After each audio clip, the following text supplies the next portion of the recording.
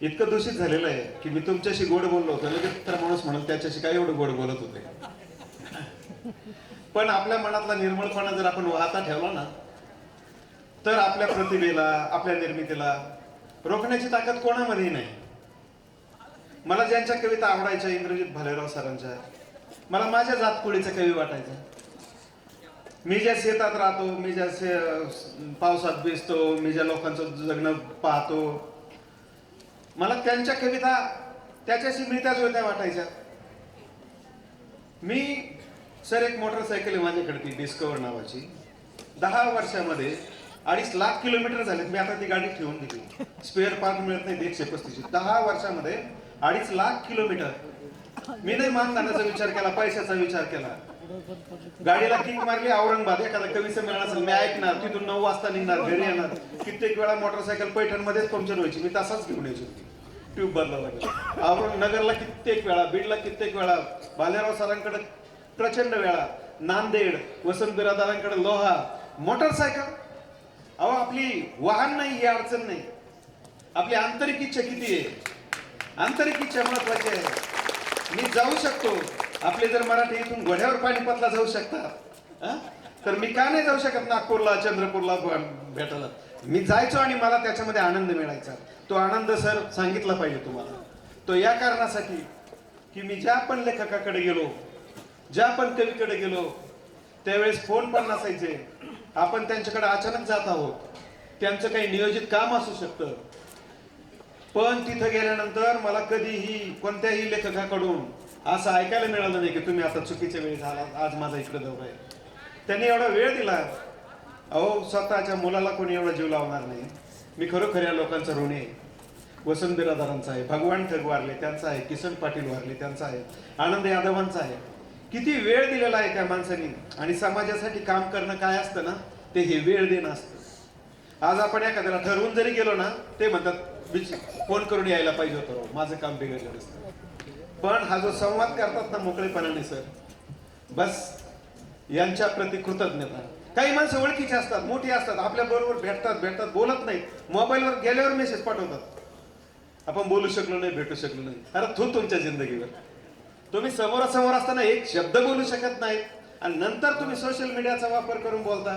त्यापेक्षा माझे हजारो किलोमीटरवरचे, शेकडो किलोमीटरवरचे जी माणसं चांगली, जे आत्मीयतेने बोलतात, आपल्यासाठी वेळ राखून ठेवतात. का नाही जाणार सर आपण?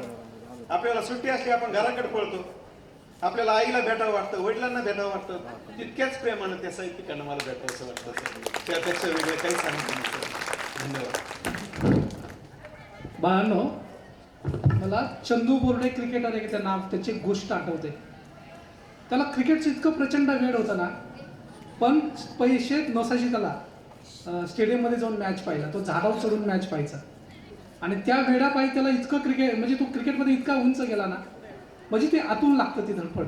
आणि सरांनी सांगितलंय खरं तर त्या सगळ्या मोठ्या माणसांसाठी, त्या सगळ्या मोठ्या साहित्यांसाठी आपण खरं तर नतमस्तक व्हायला पाहिजे.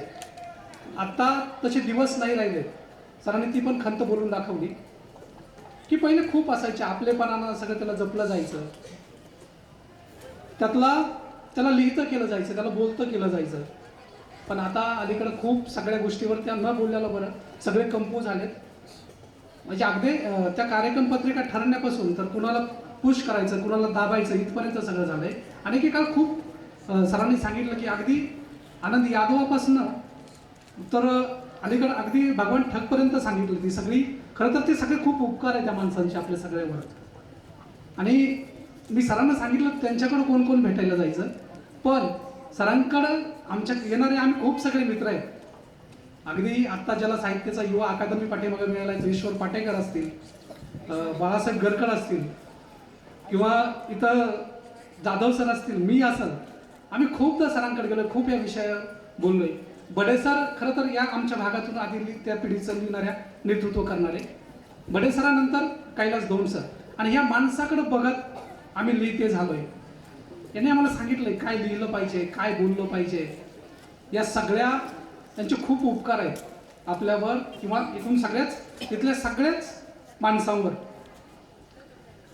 सर तुम्ही खूप विपुल लिखाण केलंय, प्रत्येक म्हणजे तुम्ही कथा, कविता लिहिल्यात, कादंबरी तर खूप मराठीतला महत्त्वाचा कादंबरीकार म्हणून तुमचा अलीकडे उल्लेख केला जातो. तुम्ही ललितपर लिहिले आणि सगळं गावमातीतलं परिसरातल्या माणसावर लिहिलं आहे. पण कवितेच्या बाबतीत असं तुम्ही एका ठिकाणी म्हटलं होतं, कविता ठरून होत नाही, ती आतून आली पाहिजे.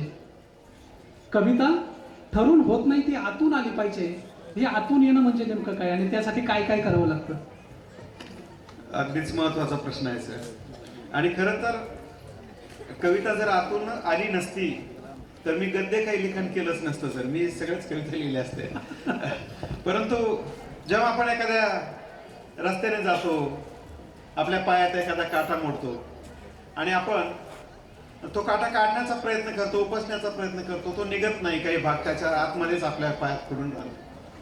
पुढे तो अनेक दिवस चालत राहतो आणि कधी पाणी लागतं, त्याला काय लागतं, ती जखम ठसठसत राहते आणि कधीतरी आपण बसतो आणि ती ठसठस आपण असा तो दाबण्याचा प्रयत्न करतो, त्यातून सुळकण काटा बाहेर येतो. जो आनंद आपल्याला होतो त्या दुःखाच्या मुक्तीचा, कवितेचा अगदी तसंच आहे सर. आतून येणं म्हणजे आपण जर असं ठरवून लिहायला लागलो तर त्यात कारागिरी येईल, छंद येईल, सगळे येईल, पण माणसाला असं ते भावणार नाही, फारसं भावणार नाही. म्हणून खूप कवी मला सांगतात, जुने पण कवी सांगतात की तू एकदा कविता लिहिली की त्याच्यावर काम करत नाहीस, म्हणजे पुन्हा पुन्हा वाचून त्याच्यामध्ये दुरुस्त्या वगैरे हे ते करत नाही. म्हटलं जे आपल्या बांधाच्या कडेचं गवत असतं ना, गाईला बैलाला आवडणारं, जो झाडाझुडपाचा पाला असतो ना, शेळीला आवडणारा, तो आहे तसाच चांगला आहे. त्याला फार पॉलिश करून कात्रीनं कापून वगैरे ते दिसेल चांगलं, पण शेळ्या त्याला खाणार नाही. कारण त्यांना ते वाटणार नाही. माझी कविता नैसर्गिक आहे आणि म्हणून ती निसर्गातल्या झाडाझुडपासारखीच ओबड धोबड आहे. अगदी 8वीच्या मुलांना मी सांगाल, ते मुलं पण मला सुरुवातीला विचारायचे, सर या कवितेला चाल कोणती लावू? मला या कवितेला चाल लावायची नाही, फक्त ही कविता कोणत्या चालीनं जाते एवढं बघायचं. क्या बात आहे. हो सर, मी त्यालाच असा प्रश्न विचारला होता की तुम्ही सांगितलं की ते तुम्ही ते जखमेचं उदाहरण सांगितलं, काट्याचं उदाहरण सांगितलं, पण इथं सगळे बसलेत. काही मगाशी हबीब काकांना विचारलं तेव्हा कोण कोण कविता लिहितात, तर बरेचसे हात वर आले. त्या मुलांसाठी मला असं विचारायचं की आतून येणं तुम्ही सांगितलं, पण त्यासाठी काय करावं लागतं, काय केलं पाहिजे? अगदीच महत्वाचा प्रश्न आहे. आज बालसाहित्यामध्ये मोठ्या प्रमाणावर महाराष्ट्रामध्ये काम होत आहे. मधले जर आपण 2000 पूर्वीचे जर एक 15 वर्ष 20 वर्ष सोडून दिले तर आज मोठ्या प्रमाणावर बालसाहित्यामध्ये काम होत आहे. मधल्या काळामध्ये खूप मोठा गॅप होता आणि लिहिणारे लिहित होते, निष्ठेने चांगले लिहित होते, त्यांची संख्या कमी होती. पण पुस्तकं आपल्या खेड्यापाड्यापर्यंत पोहोचत नाही. आणि पर्यायानं काय होतं की आपल्या भागातील मुलांना विद्यार्थी दशेमध्ये वाचायला काही चांगलं मिळत नाही. पालकांचा पण प्राधान्यक्रम बदललेला आहे. ते ट्युशनसाठी मुलाला पाठवतील, एखादं परीक्षेचं गाईड घेतील, परंतु विद्यार्थ्यांना किंवा आपल्या घरातल्या मुलांना वाचण्यासाठी एखादं गोष्टीचं पुस्तक आणणार नाहीत, एखादं कवितेचं पुस्तक आणणार नाहीत, एखादं नाटकाचं पुस्तक आणणार नाहीत. खरं तर त्याला जर मानसिकदृष्ट्या समृद्ध करायचं असेल तर त्याला असं काहीतरी वाचनासाठी उपलब्ध पाहिजे. आणि सरकारी वाचनालयांची परिस्थिती फार वेगळी झालेली आहे. तिथं तर फार जास्तीत जास्त कमिशन जिथं मिळेल अशी पुस्तक घेतली जातात. ती पुस्तकं वाचून पिढी सुधारण्याची शक्यता जवळपास नाहीच. पण शहरात जर आपण पाहिलं, मी नामांकित शाळेत पण जातो, छात्र प्रबोधिनी सारख्या शाळेत जातो, त्यांच्या अनेक कार्यक्रमाला सुद्धा मी गेलो, इतर हायस्कूलमध्ये जातोय, तर फार थोडी अशी हायस्कूल आहेत, विद्यालय आहेत की जिथं ग्रंथालयाचा उपयोग विद्यार्थी चांगले करतात, शिक्षक चांगले करतात. शिक्षक महिन्यातून किमान 2-3 पुस्तकं वाचतात, विद्यार्थ्यांना वाचायला देतात. आडात पाहिजे तेव्हा पोहऱ्यात येईल.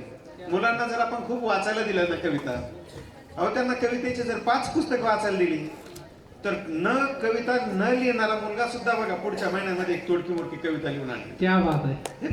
वाचावं लागेल, वाचनाला पर्यायच नाही. आपल्याकडं मोबाईल आलंय, सगळं आलंय, ते काही वाईट नाही, पण त्याचा आपण वापर करत नाही. AI आलंय, आणखी ते तर प्राथमिक अवस्थेत, ते अजून खूप विकसित व्हायचंय. आपल्या मनातला विचार ते ओळखणार आहे, आणखी पुढे जायचंय आपल्याला. पण हे सगळं जरी झालं ना तर मुख्य निर्मिती माणसालाच करावी लागेल. AI फक्त जे निर्माण झालेलं आहे त्याचं मिक्सिंग करेल, एक वेगळी भेळ आपल्या पुढे देईल पण ती बरोबर आहे का चूक आहे का काय आहे ओळखण्याचं काम आपल्याच मेंदूला करावं लागेल. म्हणून विद्यार्थ्यांना जास्तीत जास्त वाचनाची संधी देणं, पाठांतरावर भर नाही आता नव्या शिक्षण पद्धतीमध्ये. पण आता आपल्यापैकी कोणालाही सांगितलं तर ते 6वी 7वीची कविता म्हणून दाखवतील आपण जेव्हा होतो तेव्हाची. हा पण एक संस्कार असतो, भाषेचा संस्कार असतो. हा संस्कार घडण्यासाठी विद्यार्थ्यांना कविता, गाणी, पाठांतर हे सुद्धा खूप महत्वाचं ठरेल सर. आणि त्यामुळे हे अधिक चांगलं लिहू शकतील, अधिक चांगलं लिहू शकतील. आपण बघा वारकरी असतात, वाचलेलं नसतं, लिहिलेलं नसतं, पण त्यांनी ऐकलेलं खूप असतं. ऐकलेलं खूप. हा? ऐकलेलं असतं. अहो ऐकलं तर एखाद्या अभंगाची ओळ ते जर गुणगुणायला लागले ना, पुढची नाही आठवली तरी ते त्यात चालीच गुणगुणतात. अहो ही प्रतिभाच आहे, खरंय. ही निर्मितीच आहे का, त्यांच्यात तशी पेरणी झालेली आहे. तर ही पेरणी आपल्याला या पिढीमध्ये करावं लागेल. केवळ इंजिनिअरचं स्वप्न पाहून समाज समृद्ध होणार नाही. डॉक्टर जरी झाला तो आपल्याला वाचन करणारा डॉक्टर लागेल. इंजिनियर जरी झाला तरी तो आपल्याला समाज समजून घेणारा इंजिनियर लागेल. तरच हे सिद्ध याच्यामधून आपल्याला काही हाती लागेल. बघा सरांच्या मित्र म्हणून मी बऱ्याचदा म्हणजे जाण्याचा योग आला घरी, आणि समोर बसलेल्यांपैकी पण अनेकांना आलेला आहे तो योग. तो सरांच्या घरात आहे ना, तो पुस्तकं ठेवायला जागा नसायची, जिकडं तिकडं सगळी पुस्तकच. म्हणजे एखाद्या, मला सुरुवातीला मी जेव्हा जायचो भेटायला तर मला वाटायचं सराचं घर आहे का ग्रंथालय हेच काही कळायचं नाही मला. म्हणजे इतकी पुस्तकं असायची ना. आता सरांनी नवीन घर बांधलंय, नवीन घरी जाण्याचा काही योग नाही आला. पण जुन्या घरात एवढी सगळी पुस्तकं असायची ना, जिकडं तिकडं पुस्तकच पुस्तकं. आणि मग मला लक्षात आलं की माणूस हे वाचन लागतं, वाचनानंतरच तुम्ही